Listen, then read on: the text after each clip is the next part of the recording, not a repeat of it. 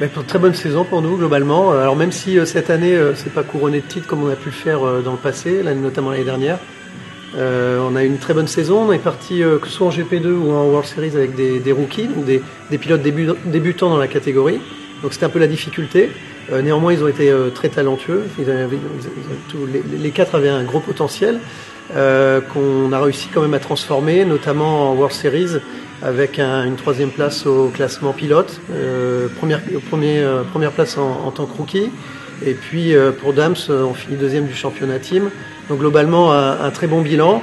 Et puis pour couronner le tout, on a eu la chance de pouvoir gagner la dernière course à Rérez il y a une semaine. Donc ça c'est vraiment c'était je dirais la cerise sur le gâteau pour clôturer notre investissement en World Series by Renault.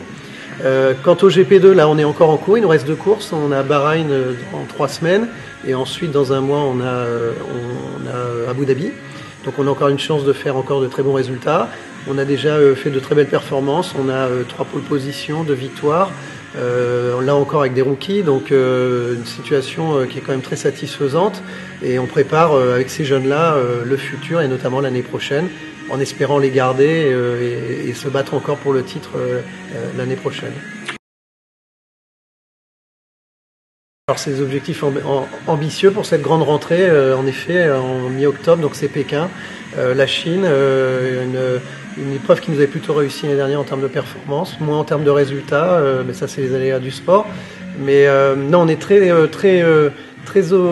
optimiste. Néanmoins, on sait que la lutte va être difficile. On a des sérieux concurrents. Il y a l'arrivée de Citroën avec la marque DS et Virgin qui arrive bien armée. On a Abt avec Audi qui aussi s'est renforcé. Donc encore aujourd'hui, on ne sait pas trop où on se situe tous. On a vu qu'on était assez performants pendant les essais de préparation durant l'hiver, mais on se pose encore réellement des questions. C'est vraiment une fois à Pékin qu'on va pouvoir mieux jauger les qualités de chacun. Mais néanmoins, on arrive avec quand même une grosse ambition. On a gagné le titre team, on loupe le titre pilote pour 1 point. Donc globalement la performance était là, on a vraiment 2 excellents pilotes avec Nicolas Prost et Sébastien Buemi. On a toutes les raisons de pouvoir espérer faire de bons résultats l'année prochaine. En tout cas nous là on part pour se battre pour jouer le titre et pour essayer de gagner des courses à chaque manche. Alors ça c'est un gros plus, c'est énormément de support de la part de Renault, pas uniquement financier mais aussi techniquement. On a travaillé avec eux sur le développement. Aujourd'hui les Formule E, on peut les développer dans 2 domaines précis, que sont la boîte et le moteur électrique. Et là, c'était une boîte et un moteur électrique développés avec Renault. Je dis bien avec Renault, c'est-à-dire que Renault nous a demandé nos préconisations, quelles étaient nos attentes en termes de performance. Et on a travaillé avec eux de façon très étroite.